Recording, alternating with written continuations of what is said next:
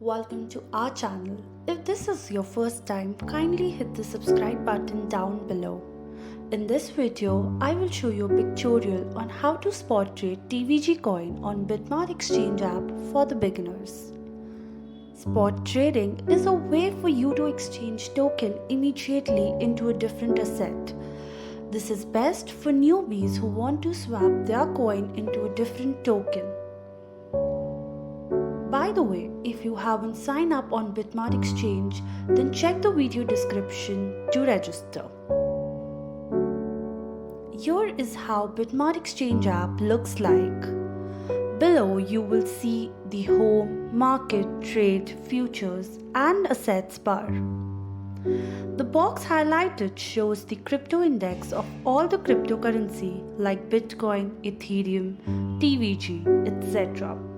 The green icon indicates bullish and the red icon indicates bearish.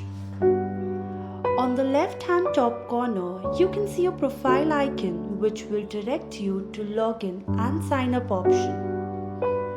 There below you can see a deposit option where we can deposit funds, followed by the withdrawal option where we can withdraw our funds. Later we have order history which reflects the buy and sell of crypto.